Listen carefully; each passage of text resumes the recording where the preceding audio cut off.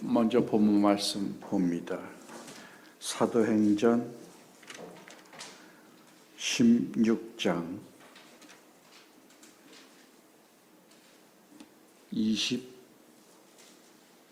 29절부터 34절까지 한 절씩 교독하시겠습니다. 간수가 등불을 달라고 하여 뛰어들어가 무서워 떨며 바울과 실라 앞에 엎드리고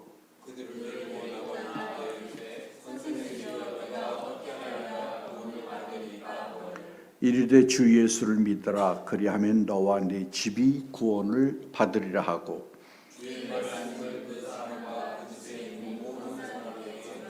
그 밤 그 시각에 간수가 그들을 데려다가 그 맞은 자리를 씻어주고 자기와 그 온 가족이 다 세례를 받은 후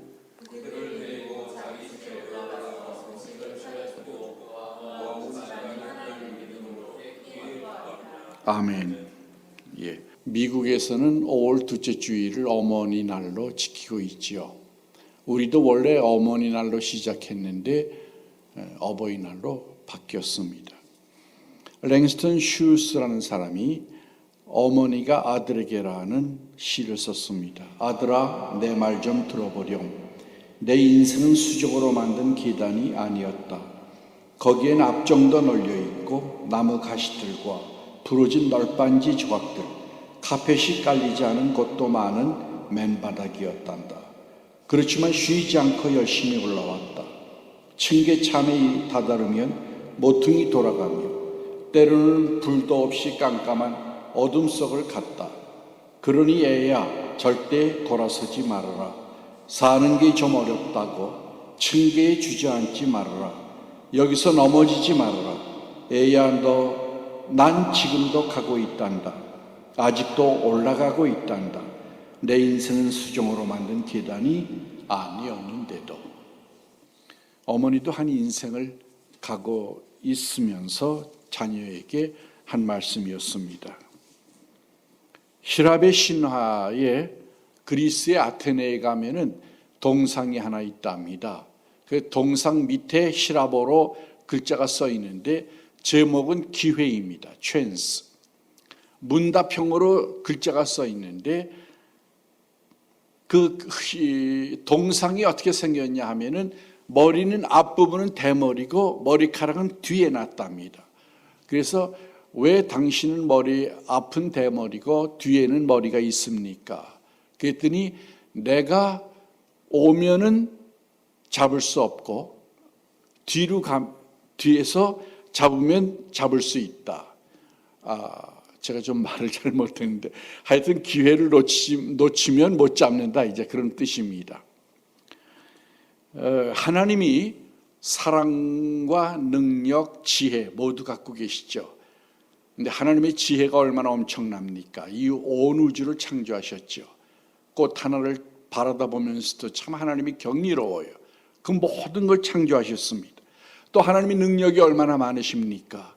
오늘도 한번 콧김을 부시면 온 우주가 날아갑니다. 아무리 수억 개의 행성이 있어도 하나님이 한번 일어나시면 다 날아갑니다. 그게 하나님의 능력입니다. 하루아침에 천지를 있게도 하시고 없게도 하십니다. 그런데 하나님은 능력을 가지고 인간에게 접근해 오지 않으시고 오직 사랑을 가지고 인간과 소통하길 원하셔서 예수님을 보내셨습니다. 삶이란 뭘까요?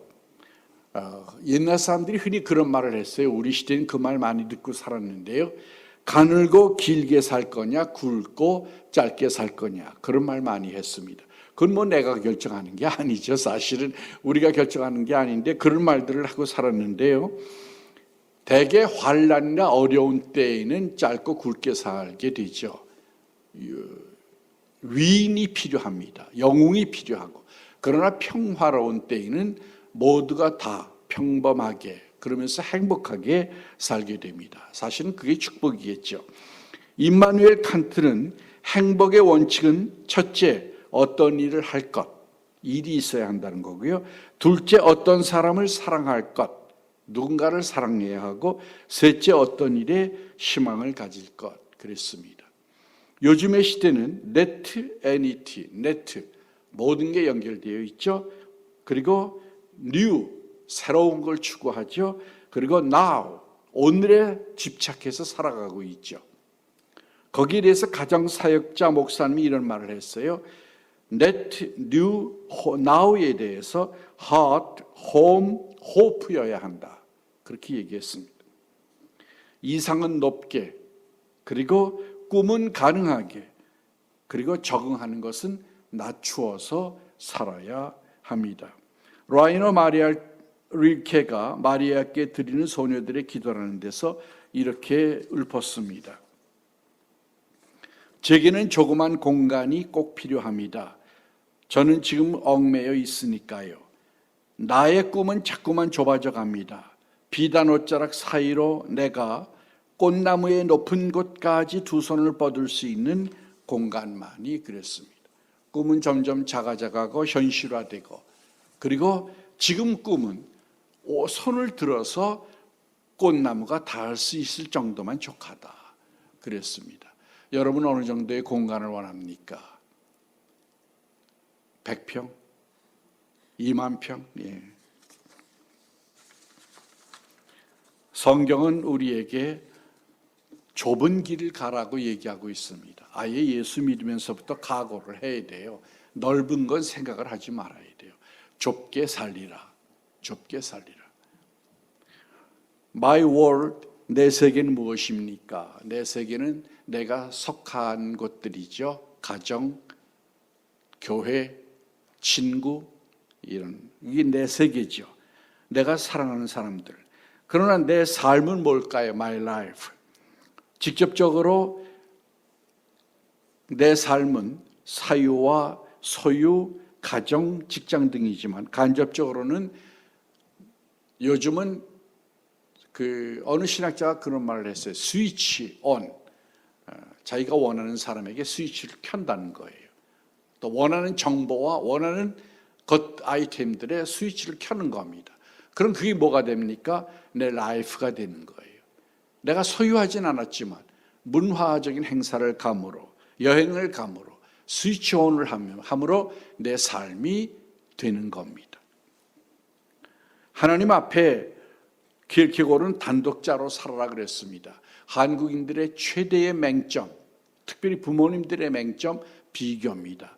옆집이 이러니까 우리도 이렇게 해야지.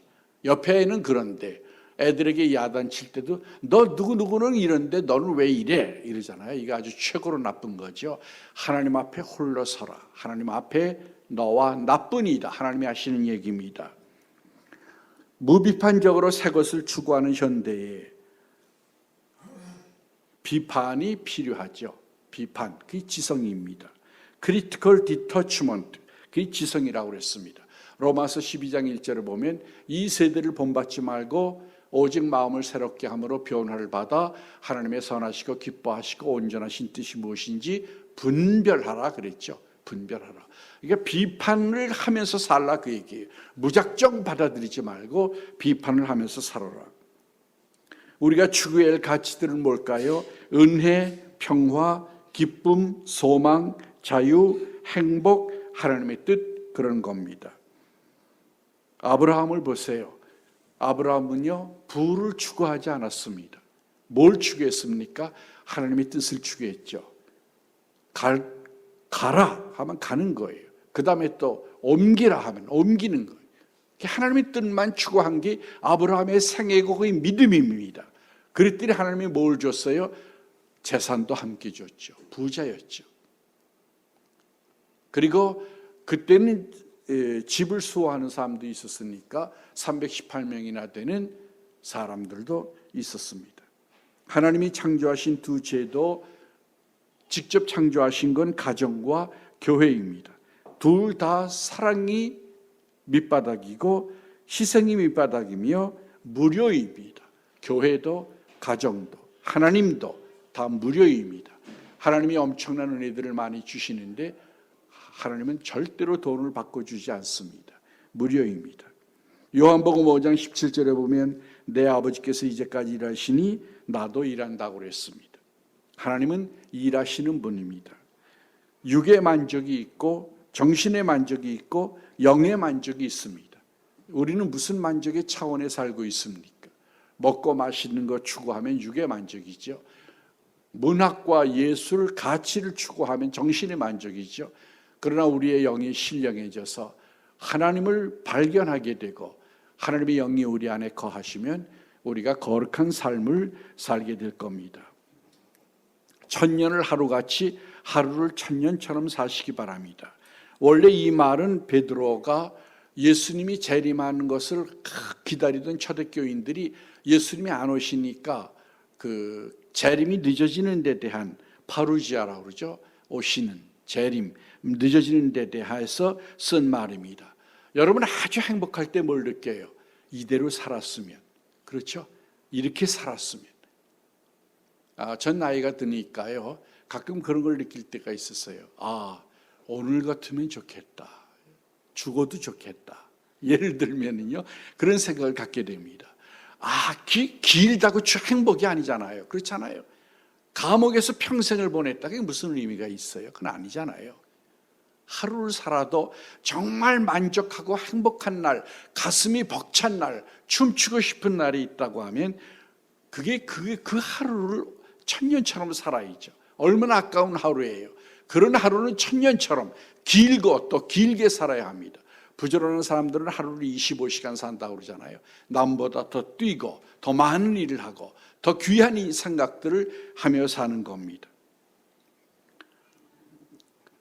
시편 84편 10절에 보면 주의 궁정에서의 한 날이 다른 곳에서의 첫날보다 나은즉 악인의 장막에 사는 것보다 내 하나님의 성전 문지기로서 있는 것이 좋사오니. 하나님의 전, 시편 23편 내가 여호와의 전에 영원히 거하리로다. 여호와의 집에 영원히 거하리로다. 성전이 얼마나 아름다운 것입니까? 그렇잖아요.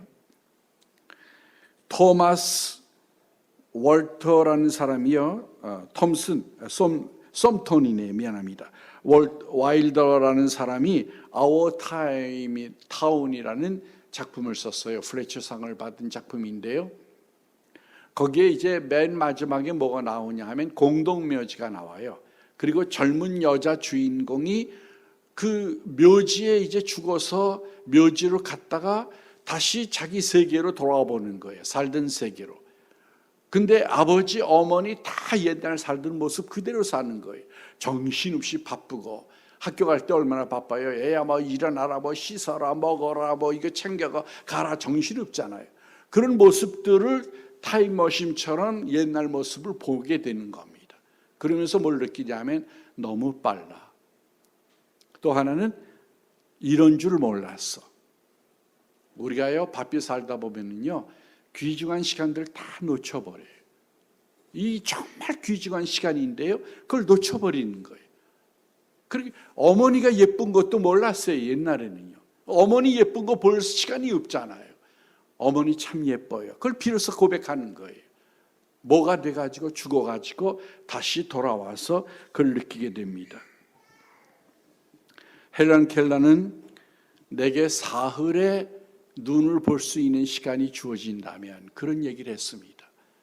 미국의 유명한 잡지에 실렸죠. 사흘만 볼 수 있다면. 우린 매일 보잖아요. 그러면서도 거기 감격도 없잖아요. 감사도 없고. 은혜를 너무 받으면은요 감사가 약해져요. 늘 예민해야 합니다. 작은 것 받고도 감사할 줄 알고 감사에 무뎌지면 안 됩니다. 감사해야 하루가 천년이 될 수가 있는 겁니다. 우리는 매일 천국의 경험을 하고 있는지도 모릅니다. 사실은 우리 주위에 있는 수많은 사람들이 희생을 해주고 돕고 기도해주고 그 가운데 우리가 사는데 우리는 좋지 못한 것만 보니까 늘 지옥 생활을 하게 되는 거죠. 우주 창조의 중심은 인간입니다. 시편 8편 여러분 잘 아시죠? 인간이 무엇이기에 하나님께서 그를 생각하시며 하나님이 온 우주 만물 이 엄청난 걸 창조하고 인간에게 줬잖아요. 무료로. 그렇잖아요. 인간이 세계의 중심입니다. 존재하는 것의 중심입니다. 최초의 사상가 프로타고라스는 인간은 만물의 척도라고 그랬습니다. 그가 말한 의미로는 아니지만 사실은 인간은 만물의 척도예요. 존재하는 것의 중심이 인간입니다. 그렇게 우리는 귀한 존재들입니다. 그런데 우리가 어떻게 살아야 할까요? 일제 36년 동안 우리가 살면서 뭘 추구했습니까? 독립하려고 그랬잖아요. 편안한데 왜 독립하려고 그래요? 그렇잖아요. 자유가 하루를 자유롭게 사는 게 식민지로 36년 사는 것보다 낫기 때문에 자유를 위해서 투쟁한 겁니다. 야곱은 라헬을 얻기 위해서 지난 주일 목사님 설교하셨지만 라헬을 얻기 위해서 근 20년을 라반 외삼촌에게 봉사하잖아요. 무료로. 그게 하루가 1000년입니다. 1000년이 하루같이 가는 거예요. 그 라헬이 너무 소중하기 때문에 고생하는 줄도 모르고 시간 가는 줄도 모르고 사는 겁니다. 우리가 이런 비법을 알 수 있다면 얼마나 좋을까요? 감격, 사랑, 자유 이런 것들은 하루를 1000년같이 1000년을 하루같이 살게 하는 축복들입니다. 성경은 샬롬이라고 그러죠. 원래 샬롬이라고 하는 것은 만족을 줄 수 있는 상태를 얘기하는 겁니다. 만족, 우리에게 채워주는 그 상태. 평화가 오면은 최고의 축복이죠. 하나님과의 평화, 내 자신과의 평화, 이웃과의 평화가 오면 그것이 최상의 축복입니다. 시편 127편에 보면 하나님이 개입해야 인간의 삶은 설 수 있다는 시를 얘기하고 있습니다. 어거스틴은 하나님의 품에 안기기까지는 참된 안식이 없다고 그랬으며 괴테는 가정에서 행복을 찾지 못하면 어느 곳에서도 행복을 찾을 수 없다 그랬습니다. 우리는 밖에서 찾잖아요. 가정은 그냥 예외로 그냥 접어놓고 자꾸 밖에서 행복을 찾잖아요. 오늘이 행복할 수 있는 시간인지도 모릅니다. 오늘을 행복하게 살아야 합니다. 신명기 7장 9절에 보면 오직 네 하나님 여호와는 하나님이시여 신실하신 하나님이시니 그를 사랑하고 그의 계명을 지키는 자에게는 천대까지 그의 언약을 이행하시며 인애를 베푸시되. 가정의 행복이 천대까지 이어져야 합니다. 여러분이 기도해 놓으면 그 밑거름이 자손에게 갈 겁니다. 그게 중요한 겁니다. 가정에 대해서 생각해 보겠습니다. 이스라엘 사람들은 가정을 소중히 여겼습니다. 혈통. 역대상 9절 4절을 보면 우대인이 어떤 사람의 설명이에요. 그는 암미후세 아들이요 오므리의 손자요 이므리의 증손이요 바니의 현손이요. 우리는 대개 소개할 때 자기 이름만 소개하잖아요. 성경은 왕들도 그렇고 제사장도 그렇고 누구도 그렇고 사람 인명을 쓸 때에 누구 자손인지를 꼭 밝힙니다. 그게 중요한 거예요. 내 혈통. 홈 스위트 홈은 여러분 잘 아시는 대로 J.H. 페인 극작가였죠. 그리고 배우였어요. 이 사람이 뉴욕이 고향인데 뉴욕을 떠나서 유럽을 20년처럼 방황하다가 아프리카에서 죽었습니다만 방랑자의 생활을 하면서 쓴 시입니다. 집 같은 것이 없다. 얼마나 절실했겠어요. 그렇잖아요. 20년 방랑하면서 얻은 결론입니다. 우린 그렇게 절실합니까? 늘 옆에 있는데 우리 가족은 늘 옆에 있는데 가족은 늘 있는데 그렇게 절실한가요? 전쟁에 나가서 제일 보고 싶은 게 누굴까요? 가족이죠. 군대 가서 젊은이들이 제일 보고 싶은 게 어머니입니다. 한국은 효도의 아름다운 전통을 가지고 있습니다. 성경도 그렇습니다. 유대인은 가정을 존중했고 정상적인 가정을 존중했습니다. 요한복음 8장 41절에 보면 우리가 음란한 데서 나지 아니하였고 그랬습니다. 정상적으로 결혼해서 자녀를 출산했다. 그런 얘기입니다. 신명기 21장 18절에서 21절에 보면 불량한 자식이 있으면 성문으로 데려가서 불량한 여부를 얘기하고 그리고 그 남자들이 다 돌을 들어서 죽이라고 그랬습니다. 불량을 끌어버리라는 거예요. 불량한 자식. 부모는 순종해야 하고 자녀는 교훈해야 하는데 에베소 6장 1절에서 4절까지입니다. 부모를 주 안에서 순종하라. 자녀는 주의 교훈과 훈계로 양육하라. 여기 다 뭐가 들어갑니까? 주님이 들어갑니다. 주님. 그러니까 가정의 주인이 뭐가 돼야 한다는 거예요? 주님이 돼야 한다는 겁니다. 이게 중요합니다. 로마 시대에는요, 아버지의 권한이 엄청나게 컸답니다. 그래서 애를 낳으면 아버지의 발 앞에 갖다 둔대요. 그래서 그 아버지가 그 애를 안으면 얘는 살려두는 거고요. 아버지가 일어나서 나가버리면 그 애는 광장에 갖다 버려서 죽이는 겁니다. 네, 부권이 그렇게 강했고요. 부모가 돌아가실 때까지 자녀들은 그 부모에게 충성해야 했다고 합니다. 우리 나이 든 사람들이요, 자녀들에게 죽기까지 충성하라고 그러면 안 됩니다. 하나님에겐 죽기까지 충성해야 되지만 세대가 다르기 때문에 다른 세대, 다른 가치, 다른 질서를 인정해야 합니다. 그게 잘못된 게 아니면. 그래서 애들에게도 자기가 자기 일을 처리하는 권리를 조금씩 줘야 돼요. 아기 때부터. 내 손으로 내 문제를 해결하는 권리, 그걸 키워줘야 합니다. 그게 자아교육입니다. 그래야 성인이 돼서 자기 문제를 자기가 결단하고 바르게 살고 부모가 가도 인생을 떳떳하게 살아갈 수 있습니다. 아버지는 법이라고 하면 어머니는 채찍이 함께 있는 사랑이요, 할아버지와 할머니는 은혜입니다. 손자들 얘기하면요, 귀엽기만 하대요. 어머니는 귀엽기만 하지 않잖아요. 말을 안 들으면 막 싸우잖아요. 갈라디아서 6장 2절입니다. 짐을 서로 지라. 행복하기를 기다리지만 말고 짐을 져줘야 합니다. 아버지의 짐을 져준 적이 있습니까? 아버지 어깨가 얼마나 무겁겠어요. 한국 아버지들 너무 힘들잖아요. 그 5만 가지 수모를 다 당하면서 회사에서 만족스러운데도 가족을 위해서 견디잖아요. 불쌍한 아버지라고 생각해 본 적이 있어요? 불쌍히 여기라. 그게 하나님의 마음인데요. 가족도 불쌍히 여길 줄 알아야 합니다. 서로 다른 것을 인정해야 합니다. 쌍둥이라고 해도 다릅니다. 하나님은 각각 다르게 다 창조하셨습니다. 1대1로. 그게 하나님의 정신입니다. 서로 생각해 주는 가족이 되어야 합니다. 현대의 가정은 너무 바빠서 서로 생각해 줄 시간이 없어요. 다른 사람이 내 얘기를 잘 안 들어주고 내가 말하는 말을 잘 못 들어주면 요즘 용어로는 배터리가 나갔다고 생각하면 돼요. 다시 충전하길 기다려야 합니다. 자기 문제에 빠져 있으면 전부 바쁘니까요. 그렇잖아요. 다 바쁘니까 자기 문제에 빠져 있으면 다른 가족의 말을 들을 여유가 내게 없는 거예요. 사랑하지 않기 때문이 아니라 현실주의에 묶여서 여유가 없어서 그런 겁니다.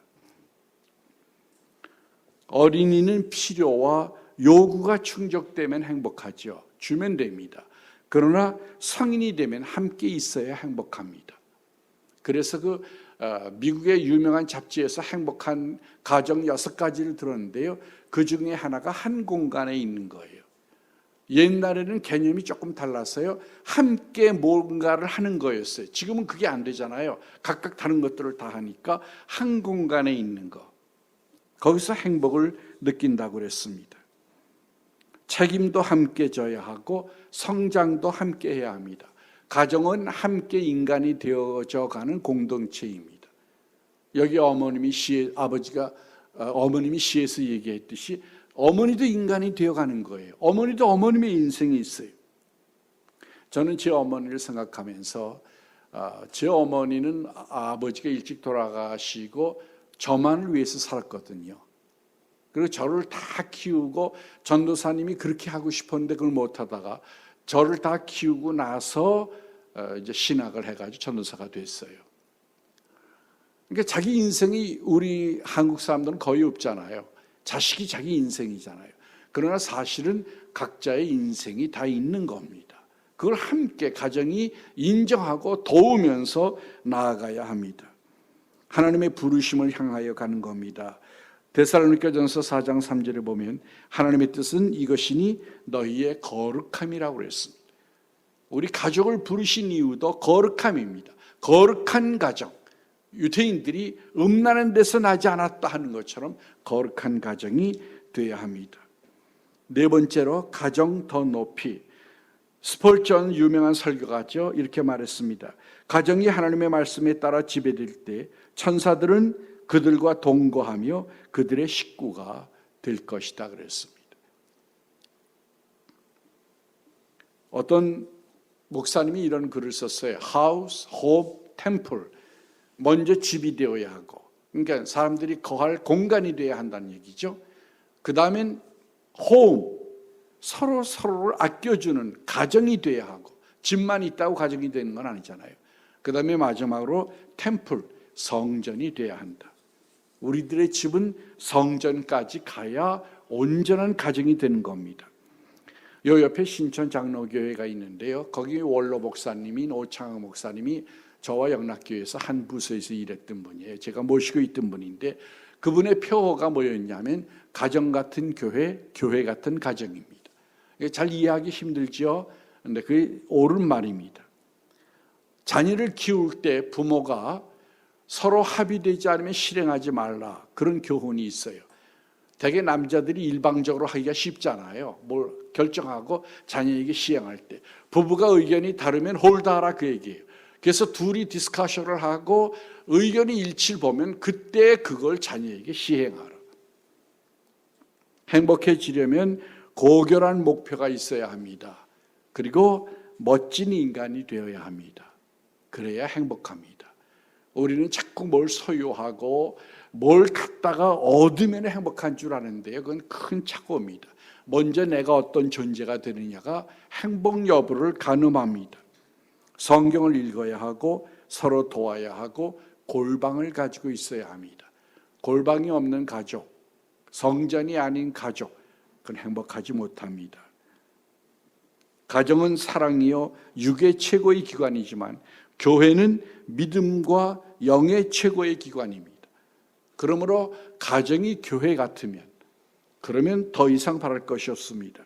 성령으로 새로워지는 가족원들이 되어야 합니다. 오늘 본문에 보면은 바울과 실라의 전도 여행 얘기가 나옵니다. 빌립보 지방에서 있었던 일인데요.